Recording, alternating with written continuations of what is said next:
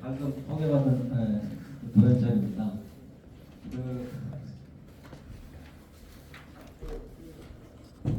제가 모본 인색 선생 관련 학술회의를 많이 참여를 했었는데요. 많은 친숙한 어르신들을 이렇게 뵙게 돼서 반갑기도 하고, 또 제가 이제 정년이 1년 남았는데 또 지금까지 공부함과 관련돼서 생각해 보니까 여러 가지 생각이 좀 들었습니다. 제가 81년도에 대학 들어와서 지금 64, 45, 6년 유교 사상 그리고 여말선초 이런 쪽에 관심을 좀 가졌는데요. 결국은 모분 이색 선생으로부터 시작을 해서 그 시대 전체를 이해하는 걸로 이렇게 이어졌는데, 그리고 그 덕으로 현재까지 오지 않았나 이렇게 생각을 하고 있습니다. 저도 부모님이 지금 90 이렇게 이제 논산에서 계시는데요. 저희 아버님과 비슷한 또는 더 연세가 높으신 그런 분들도 계시고, 이제 그렇다 보니까 현대 우리 사회에 필요한 게 뭔지, 이것을 이제 역사학도 입장에서 생각해 보면 전통 시대에 우리 선조들이 가졌던 지혜와 교훈 이런 것들이 현대 사회 문제를 해결하는 데 큰 도움이 되어야 하지 않을까 이런 생각을 하고 있고요. 역시 이 신자유주의, 이 자본주의 시대에 가장 큰 의미를 갖는 건 정신적인 가치, 윤리 도덕의 문제를 크게 생각해야 하지 않는가, 뭐 이렇게 생각을 하고 있습니다. 모고 선생이 가지고 견지했던 유교, 윤리 도덕의 문제 이런 것들을 우리가 충분히 검토를 하고 그것이 갖고 있는 현대적 의미가 뭔지 공부해야 되지 않을까 이런 생각을 합니다. 오늘은 모본 이색 연구인문에 대한 간행에 대한 말씀 이미 다 하셔서 저는 조금만 더 말씀드리고, 그리고 앞으로 모본 연구에서 더 해야 될 수 있는 게 뭐가 있을까, 그런 점에 대해서 몇 가지 말씀드리는 걸로 하겠습니다. 아무래도 한번 뵙고 한번 보고, 그다음에 오늘 말씀드릴 내용은 모군은 여말선초의 대표적인 정치가 사상가이고, 그래서 모군의 사상은 조선시대 성리학의 큰 영향, 기초를 만들었다 이렇게 말씀드릴 수 있겠습니다. 그리고 또 하나, 모군이 남긴 모군집은 아주 거질이고, 그래서 여말선초의 우리 역사를 아주 풍부하게 서술을 해놨습니다. 그렇기 때문에 모군을 통해서 여말선초의 역사 또는 한국 중세 또는 한국 전근대의 역사를 이해하는 데 중요하다 이렇게 생각을 합니다. 그런데 기왕의 한국학 문사철의 연구는 개인 연구로 돼 있었고, 그렇기 때문에 산발적이고 분산적이었다. 그리고 종합적으로 이해를 하면서 기왕의 연구는 어떻게 돼 있는지, 그리고 앞으로의 연구는 어떻게 돼야 되는지, 이런 생각을 가지고 모본 이색 연구인문을 만들었으면 하는 마음이 있었습니다. 2023년 논산의 한국유교문화진흥원에서 제가 모본 관련 발표를 하는데 이용규 회장님께서 마침 오셔가지고 이런 제 뜻을 말씀드렸고, 그래서 그걸 이제 흔쾌히 받아주고 협력을 해서 이 자리까지 오게 된 것 같습니다. 연구자는 개인적으로 하는 거기지만 개인의 힘으로서 하기 어려운 측면이 있고, 국가 기관이나 기타 다른 기관의 도움을 받아서 보다 큰 연구 주제를 할 필요가 있었는데, 이 책은 그런 생각을 가지고 만들었다 이렇게 얘기할 수가 있겠습니다. 그래서 이 책이 발행됨으로 인해서 한국 중세 또는 한국학 관련 문사철 포함해서 사회과학까지 포함을 해서 많은 부분에서 연구 방향을 생각할 수 있게 되고, 그리고 전체 이 한국학의 연구 방향까지도 생각할 수 있게끔 하는 그런 책이라고 얘기할 수가 있을 것 같습니다. 이 책은 7부로 되어 있고 각 논문 주제마다 그 2장에 선행 연구의 검토를 반드시 넣도록 해서 기왕의 연구가 어떻겠고 논쟁점은 뭐고 앞으로는 연구가 어떻게 돼야 되는지 정리하도록 이렇게 했습니다. 아무래도 역사가 종합학문으로서 좀 망라적인 측면이 있고, 그래서 역사를 중심으로 해서 문학과 철학을 포함해서 만들게 됐습니다. 사실은 그 전통시대에는 문사철이 섞여 있었는데 이 근대 학문에서는 이 문학, 사학, 철학이 분리돼 가지고 따로따로 그 연구가 진행되고 있습니다. 사실 그 문학과 철학이 우리 역사에 도움을 많이 받으면서도 자신들의 어떤 독특한 분야이냐 하는 그런 느낌을 좀 받은 적이 이제 있습니다. 이 책을 통해서 이 융합학문으로서 문학, 사학, 철학이 서로 결합해가면서 종합적으로 볼 수 있는 기회가 됐으면 좋겠다, 이런 생각을 합니다. 이 책에 대한 그 서평을 제 3자 입장에서 누군가가 했으면 좋겠다는 생각을 하고 있는데요. 뭐 제 나름대로 몇 가지 이 책의 특징을 한번 생각을 해봤습니다. 첫째는 역시 이 책이 문학사학 철학을 아우르는 그래서 기왕의 연구를 정리를 하면서 그것도 논쟁점, 연구 방향을 제시하려고 했다는데 큰 의미가 있다, 이렇게 생각이 들고요. 그 다음에 그 도교나 민간신앙 같이 그 자료상으로 많이 나오지 않지만 이것을 특수 주제로서 이렇게 부각시킴으로 해서 앞으로의 연구를 제시하는 부분을 좀 주목해서 말씀드리고 싶고요. 또 하나는 그 문학 부분에서 어록체라고 하는 부분이 있습니다. 이것도 최근에 와서 이제 주목되는 부분인데, 불교에서 이제 선어록이라든지 또는 중국 송교 유학에서 그 어록체, 주자오래와 같은 이제 그런 식의 글쓰기가 있는데, 모근집에서도 그런 부분이 드러나는 거고, 그래서 이 부분을 이제 문학 하시는 선생님께서 이렇게 부각시키고, 그래서 이 부분도 역시 이제 활성화를 할 수 있게 되고, 그래서 영알선초에 결국 유교문화권에서 중국문화 또는 중국어를 이렇게 학습하게 되는데, 그 당시에 사람들이 중국 문화이나 중국어를 어떻게 학습을 했고, 그것이 조선시대 우리 문화 형성에 어떻게 기여를 했는지, 이런 부분에 대해서 큰 도움을 줄 것으로 이렇게 생각을 하고 있습니다. 조금 그 아쉬운 점이 있다면 13분의 이제 선생님이 이제 참여하다 보니까 나름대로는 통일성을 기하려고 했으나 주제의 특성 또는 연구의 성과에 따라서 그 내용이 조금 이제 통일적인 면에서 좀 부족한 점이 좀 있었다, 이렇게 말씀드릴 수 있고, 또 하나는 역시 좀 중복되는 부분이 좀 이렇게 정돈하지 못한 뭐 그런 측면은 뭐 있을 수 있겠습니다. 하지만 이렇게 13개의 분야로서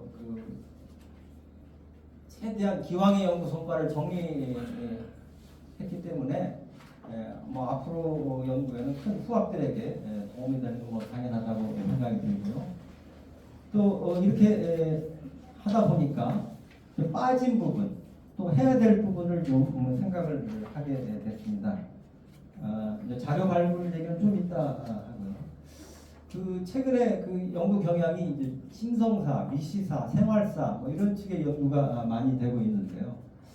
이 모근이나 모근 시대와 관련돼서 좀 그런 각도에서 연구, 다시 말해서 교통수단에 관련, 예를 들면 이제 개경에서 이 한산까지 오게 되는 교통로, 교통수단 뭐 이런 부분에 대한 관심과 연구, 이런 것도 필요하다는 생각이 듭니다. 물론 개별적으로 이렇게 지적하시는 분들이 있는데 이걸 하나의 주제로서 이렇게 설정을 해서 연구하면 좋겠다. 이런 생각을 했고요. 또 하나는 이게 제가 개인적으로 좀 많이 강조하는 부분인데요. 이제 우리 시대의 이 법률적 해결로서 모든 문제를 해결하는 것을 이제 많이 보게 됩니다. 가족 간의 결국 재산 문제, 송사가 많이 있고, 또는 기타 뭐 다툼, 불이익 뭐 이런 것을 다 남 탓으로 하는 그런 법률적 문제 해결 방식.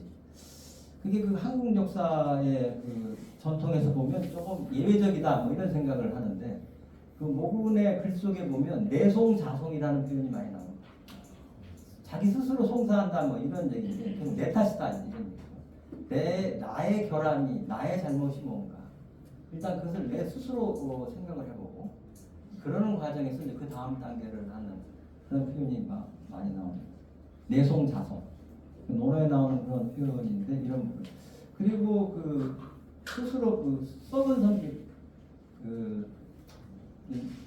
스스로 이제 그 겸손한 표현이죠. 부유라는 서울 부자 유자유자의 그런 표현도 많이 나오는데 그런 것도 역시 그 수양 수기론을 생각할 때 많이 우리가 공부하고 연구하고 그 의미를 탐구해야 될 주제가 아닌가 이런 생각을 합니다.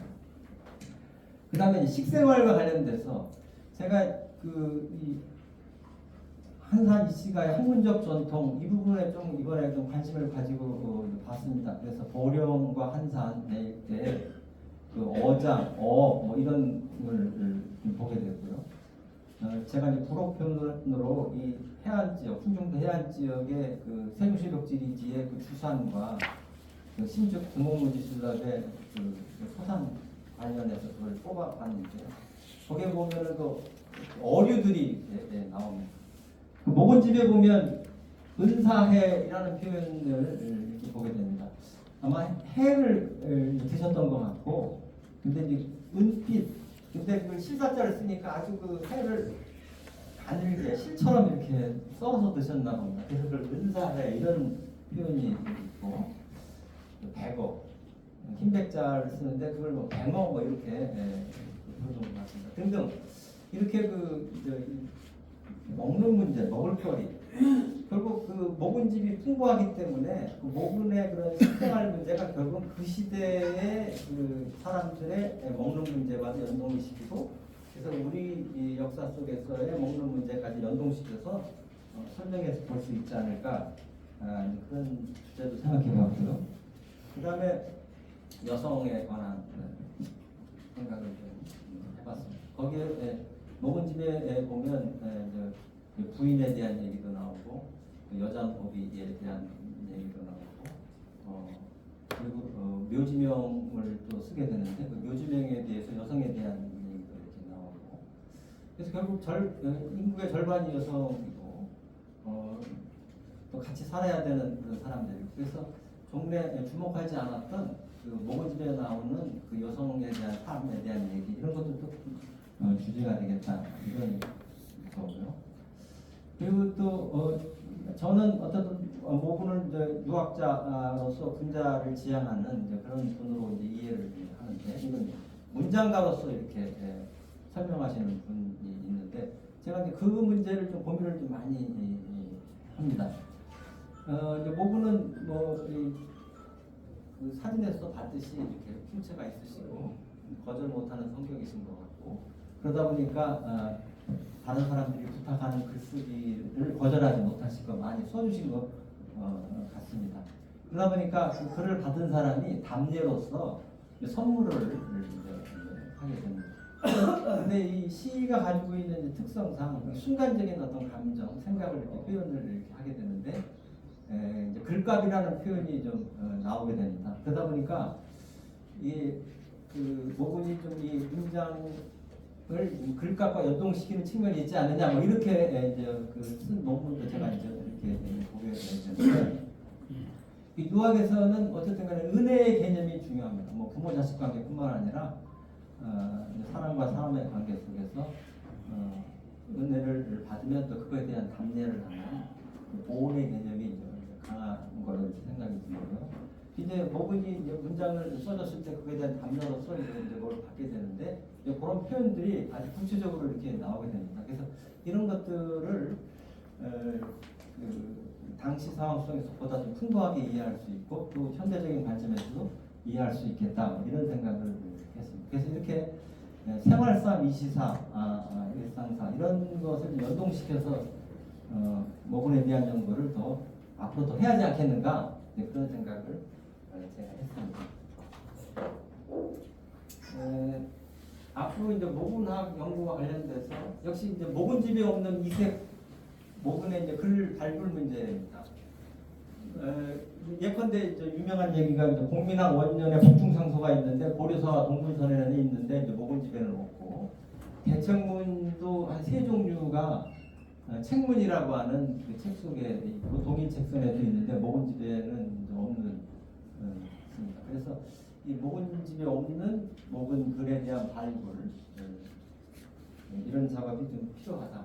물론 모근의 글도 많지만 또 그 외에 많은 자료 발굴을 통해서 모근을 이해하고 또 우리 역사를 이해하고 필요하다 이렇게 생각을 하고 있습니다. 이 글은 그 이번 연구 입문의 그 남동진 선생님의 그 불교 관련 기록 부록편에 제시된 겁니다. 그 모근 집에는 또는 기타 다른 자료에는 모근이 이런 글을 썼다라고 하는 그 표현이 된 게 있습니다. 15개입니다. 역시 이제 이런 것도 결국은 모근의 글인데 우리가 발굴을 못했거나 있는데도 못 찾는 뭐 이런 거일 수도 있겠습니다. 그래서 이런 자료에 대한 발굴, 조사 그런 것이 필요하다 이런 생각이 들고요.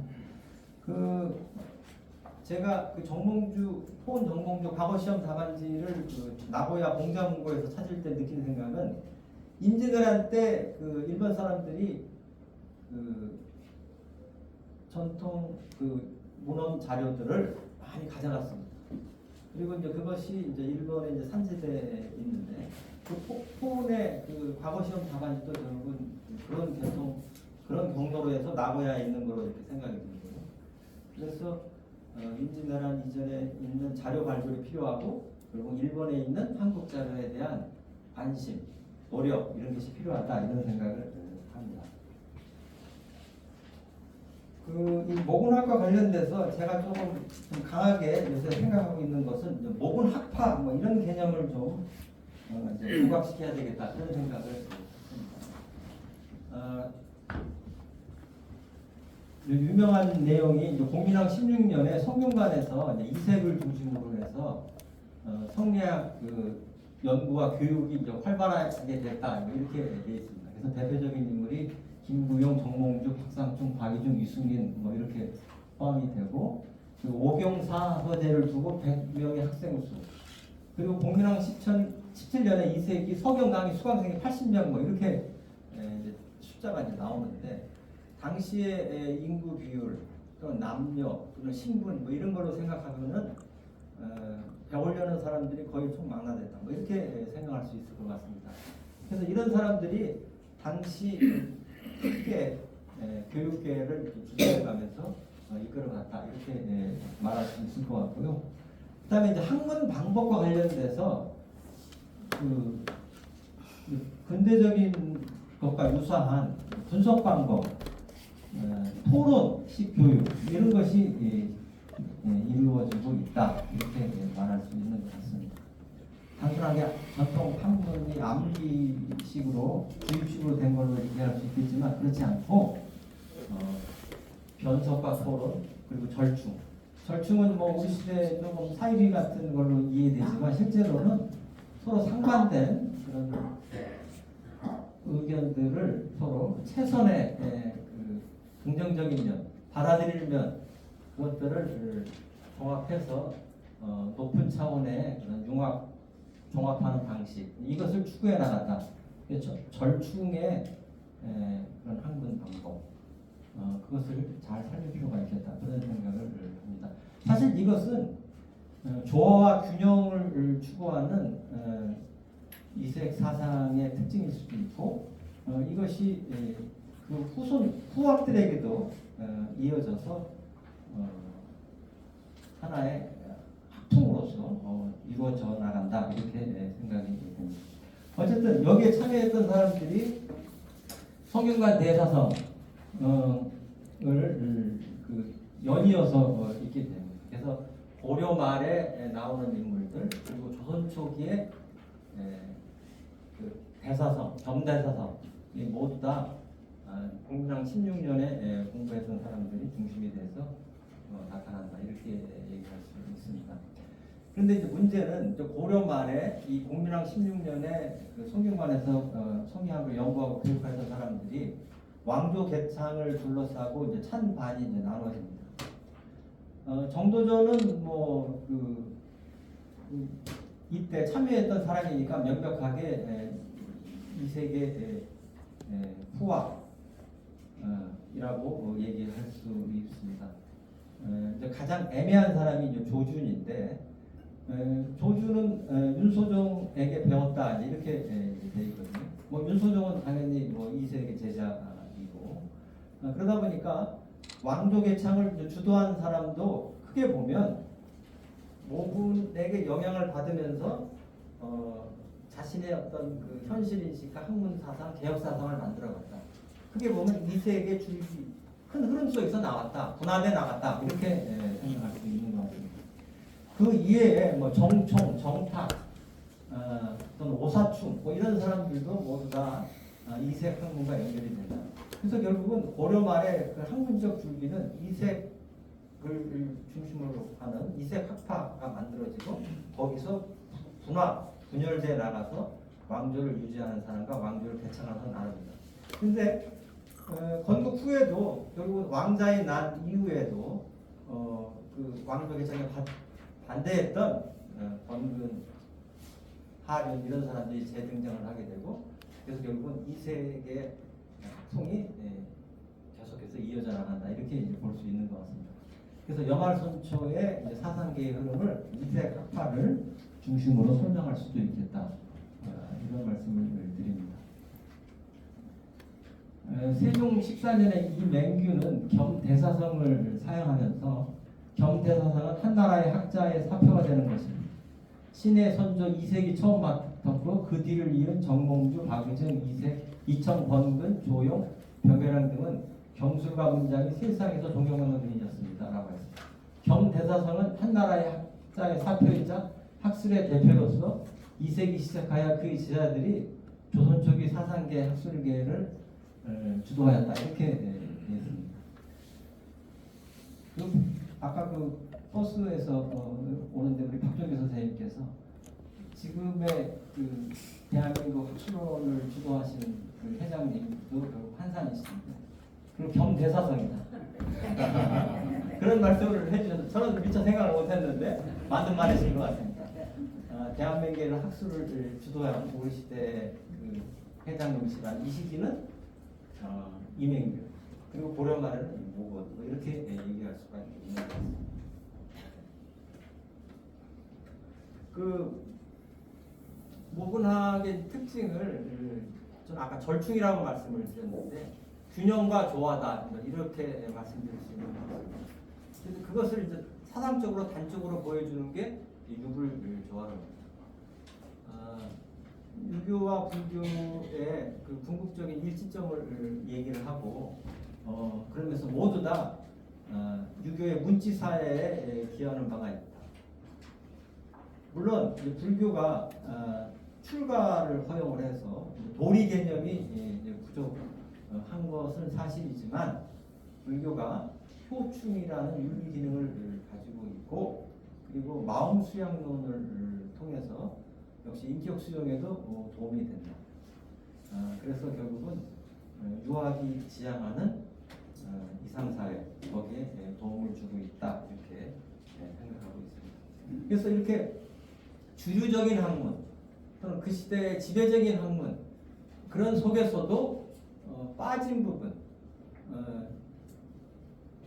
본으로 얘기할 수 있다면 말이라고 하는 측면 본말 이것을 서로 조화롭게 만들어가는 흐름 이것이 바로 이제 모건 사상의 특징인데 이것이 그 후손 후학에도 이어진다 이렇게 생각이 듭니다. 이건 좀 지도가 바뀌었는데 개성에서 서천 서산까지 제가 키로수로 생각해 보니까 서울에서 이 한산까지 한 200km 정도 되는 것 같고요. 서울에서 개성은 한 50km, 한 250km 이렇게 되는데 그 교통로가 뭔지 뭐 이런 걸 생각하다가 제가 이걸 그런 것 같습니다. 그 다음에 이 동요도라고 하는 지도인데요.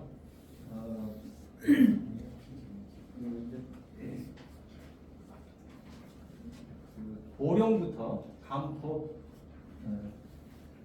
비인, 서천, 한산 이렇게 표시되어 있습니다. 여기는 그 이제 한산. 한산이고 잘 가리키면 됩니다. 방금 위에 썼었습니다. 밑으로 내리시면 한산 있고 예. 서천 있고 여기가 이제 금강 이렇게. 제가 이제 요 얘기를 하게 되는 이유는 역시 조선왕조가 유교국가고 유교국가는 농업 중심이고 육지 중심입니다. 그것을 근본으로 하고 있죠. 중농옥상 뭐 이렇게 되어 있습니다. 그래서 본과 말로 이렇게 표현을 하는데 근본이라고 해서 말을 100% 다 삭제하고 없애거나 배제하지는 말고 말이라도 그 나름대로의 존재 의의가 있다. 그래서 근본이 있더라도 그 말단 부분이 그 근본을 보완하도록 하는 그런 논의를 했다 이런 얘기입니다. 이 한산도 역시 이 금광이나 이 서해안과 연결이 되고 또 이 보령도 뭐 당연히 서해안하고 연결이 되어 있습니다. 그래서 제가 이 지도를 가져왔습니다. 여기는 이제 아산의 이건 좀 이따 말씀드릴 그 토종 이지함이 그 아산 현감을 하게 되고 이제 그 과정에서 이 아산 현의 위치를 이렇게 생각하느라고 이렇게 지도를 가져왔습니다. 지금은 이 이 서해안 쪽하고 이 아산만 이 지역이 많이 간척이 돼 있어서 많이 육지화 이제 돼 있는데 고려 조선 시대로 보게 되면 육지와 아주 긴밀하게 바다와 아주 긴밀하게 연결되어 있었다. 그래서 이 한산, 보령, 아산 이 서해안 지대에는 농업적인 성격도 견지하면서도 바다를 활용한 경제 이런 문제 또는 이 국방과도 연동을 시켜서 생각을 하고 있었다. 이제 그런 점을 좀 말씀드리기 위해서 지도를 제가 한번 가져왔습니다. 그리고 이건 아까 말씀드린 그 세종실록 지리지에 보면 그 각 지역별로 그 주사품이 이제 나오는데 특히 잡히는 물고기와 관련된 설명이 있습니다. 세종 시대는 아무래도 이걸 파악하는데 좀 한계가 있었는지 그 이후에 나오는 신증 동국여지승남과는 차이가 많이 나옵니다. 이 보령은 이 청어, 가오리, 수어, 홍어 뭐 이렇게 나온다고 그런. 어렸을 때 좀 드셔보셨는데. 서천은 뭐 홍어, 사어 뭐 이렇게 표현이 되어 있습니다. 신증 동국여지승남은 조금 풍부합니다. 내용이 아주 잘 안 잡히는 물고기라도 이렇게 찾아내서 이름을 붙이고 뭐 그랬던 것 같습니다. 서천 부분에도 이렇게 조개, 석화, 모래무지 뭐 이렇게 돼 있고, 그 다음에 남포, 보령 이렇게 제가 나눠드린 프린트물에 이 표 그대로 있습니다. 어쨌든 이 서해안지대에는 이렇게 어장들, 물고기들이 많이 잡히고 있었고 그거에 대한 관심. 유학자이지만 지리적인 환경, 지리적인 여건 속에서 이 바다와 또는 국방력과 관련돼서는 수군 뭐 이런 문제에 대해서 큰 관심을 가졌다 이렇게 말씀드릴 수 있을 것 같아요. 이제 모군의 그런 해양 중시 사고 역시 이것은 아까 유불 조화론 또는 절충적인 그 항공 방법 이것과 연동이 돼서 외적 방어를 하는데 육전과 수전을 동시에 해야 된다. 뭐 이런 것을 이제 주장을 하게 되는 거죠. 공민왕 원년의 그 복중 상서에서 그런 그 안을 제시를 합니다. 그 자세한 내용은 제가 프린트물에 이렇게 되어 있습니다. 근데 여기서 다만 유념할 건 모군이 그 정통행성 향시 원나라의 그 과거 시험에도 이제 합격을 하는데 그 정통행성 향시의 문제에도 외적 방어에 대한 문제가 나왔는데 그 답안에는 육전 중심의 그런 답안이 나와 있습니다. 그래서 그 과거 시험 답안지의 글하고 이 공민왕 원년의 복중상서하고 차이가 있다. 이제 그런 점이 의문을 제기했었는데 이거에 대해서는 복중상서는 당시 그 서천 일대가 외국의 침략이 이제 많았고 그리고 부친상을 당해서 이쪽에 머무르면서 이 지역에 있는 그 많은 그 노인들, 수군 병사들 뭐 등등 사람들에게 이제 물어보고 경험담을 듣고 이런 과정에서 외적을 방어하려면 일단 바다에서 1차 제어를 하고 그다음에 육지에 들어오는 적을 막고 해서 병행하는 그런 방안을 냈다 이렇게 얘기를 하고 있고요. 그 정동행성 향시는 일단 과거 시험은 합격해야 되기 때문에 그 문제 출제자의 취지에 맞춰서 답안을 쓰다 보니까 그렇게 됐다. 당시 원나라는 유교를 국교화했고 그 정동행성 향시의 문제도 원나라의 그런 국가 이념인 유교 이념에 따라서 출제를 한 거고 그러다 보니까 유교적인 이민족권, 유교적인 외적 퇴치 방법 그것을 이제 강조하다 보니까 육군 중심의 그런 답안지를 낼 수밖에 없다. 이렇게 이제 최근에 연구가 되고 있습니다. 그 다음에 그 해양 중시 사고는 이종선의 수군진흥론으로도 이어집니다. 제가 이번에 좀 그 자료를 보는 과정에서 그 세종 7년에 그 외구 방비 대책과 관련된 글이 있게 되는데 역시 이제 이분도 수군에 대한 얘기를 합니다. 유학 공부하는 사람이 그 바다, 수군 이런 얘기 쉽지 않습니다. 특히 유교는 문치 중심이고 그리고 육군 중심인데 이거에 대해서 수군 진흥론을 얘기를 하고 있습니다. 병선은 국가의 우탈이다. 수군 만일이 이제 보살고 이런 관계를 적을 바꾸려고 한다. 병선이 허약하다. 하지만 그래서는 안 된다. 이런 내용을 말하고 있습니다. 그 다음에 이대전이라는 분도 그 세조정관의 인생 대책론을 이제 제시하는데 이분은 역시 이제 부국과 안민에 대한 관심을 얘기를 하고 그다음에 소금에 대한 얘기를 하고 있습니다. 그리고 무엇보다도 이지함, 토종 이지함에 관련된 그 어장과 소금에 대한 얘기. 역시 이제 그 토종 이지함에 살았던 시기는 16세기고 성리학이 융성했던 시기고 승리학이 아주 발달했던 이제 그런 시기입니다. 이지함은 그 토종 이지함은 경이라고 하는 수양 방법을 중시를 했습니다. 기본적으로 유학자 성리학적인 특질이 있습니다. 하지만 그거에만 매몰되지 않고 성리학 이외에 수리, 의학, 복서, 천문지리 등 다양한 사상을 섭렵했다 이렇게 말씀드리겠습니다.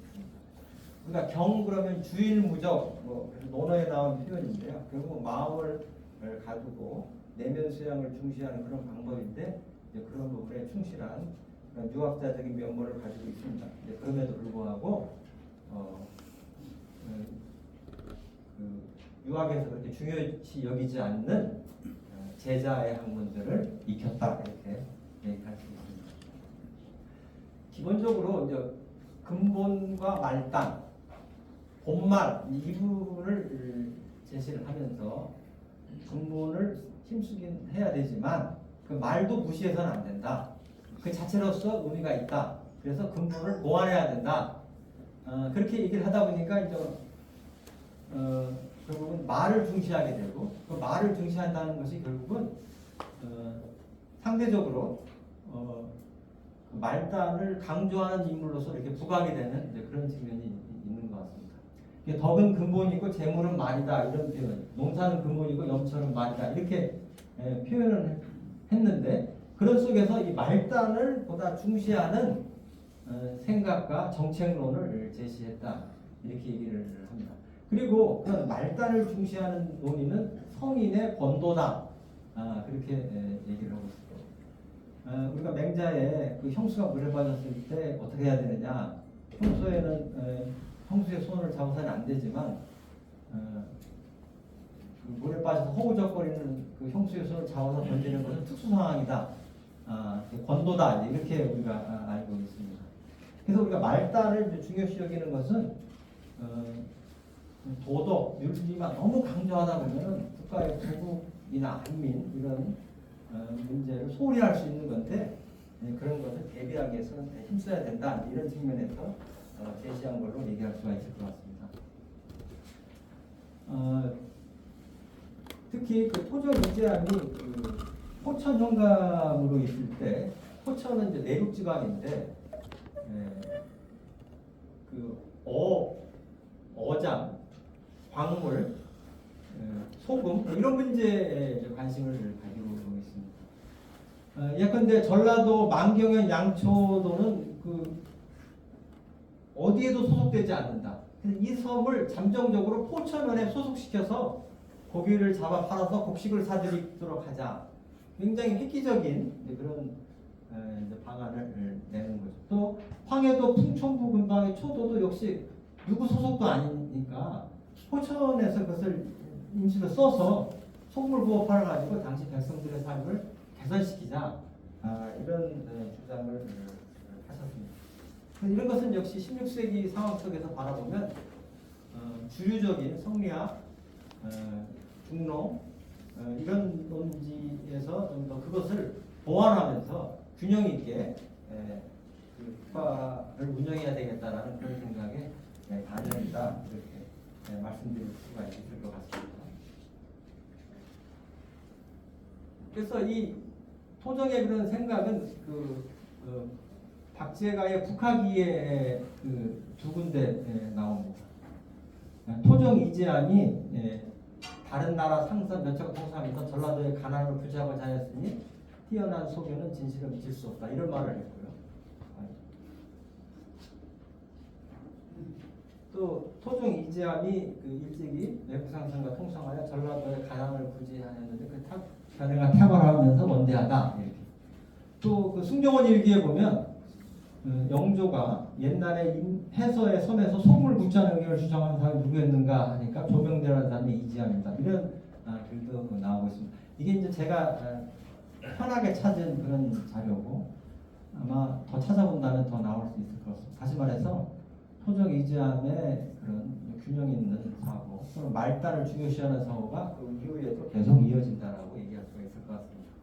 그다음에 악의 이산해도 그 이제 임진왜란을 이제 겪으면서 역시 그 소금 또는 그 기타 해군 관련해서 의견을 냈습니다.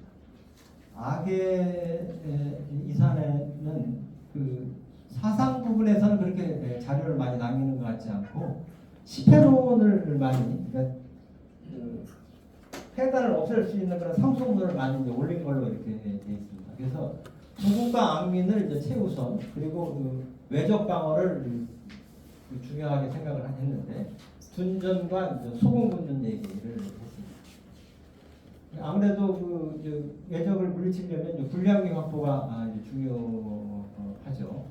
그래서 일단 뭐 해군력 강화를 이제 강조하는 부분이 있고, 그리고 아울러서 소공군단과 같은 그 경제력 향상 부분도 있었다, 이렇게 말씀드릴 수 있겠습니다.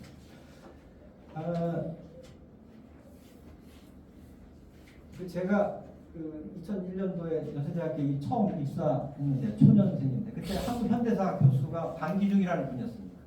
그분은 농지개혁을 전공하시는 분이고, 어느 날 저한테 오시더니 이훈구라는 분을 물어봤어요. 그분이 남한 농지개혁의 뭐 핵심적인 인물로 이렇게 말씀을 하셨어요.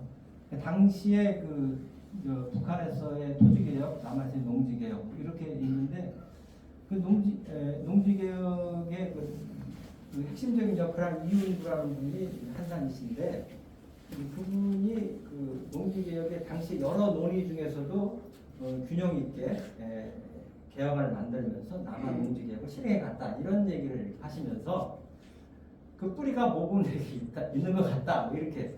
그래서 그분의 이훈구 논문을 보면 주에 모군 이색이 바로 학문적 연원이 된다, 그러면서 이제 제 속사 논문을 인용한 그런 기억이 있습니다.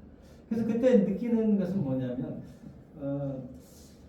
현대사 농지개혁하고 이게 모군의 그런 사상이 그렇게 500년 이렇게 차이가 나는 연관이 되겠는지, 그래서 의문을 이제 가졌는데, 이제 지금 생각해서 보면 다양한 논의를 이렇게 절충하고 조화하면서 될 수 있으면 많은 사람들의 동의를 얻고, 그래서 이걸 정책에 반영하는 그런 모습의 를 보여준 것이 바로 이은구라는 분의 그런 개혁안이다, 이렇게 저는 생각을 했고, 이것이 한산 이시가의 어떤 학문적 전통과도 연결이 됩니다.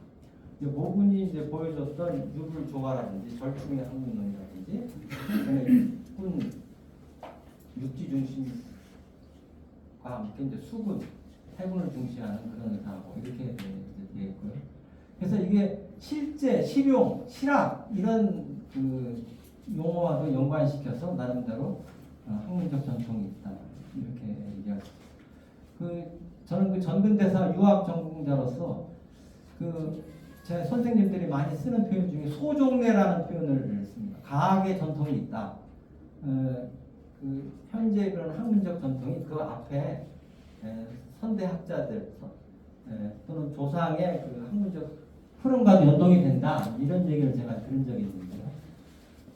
오늘 제가 검토한 바에 의하면 모군부터 이윤구로 이어지는 그 사이에 그런 학문의 특색은 있을 수 있겠다, 앞으로 연구가 기대된다, 이런 생각을 합니다. 그리고 이 모군의 사실은 사상 형성에는 가정 이론이 중요하다. 또 가정집이 굉장히 내용이 풍부합니다.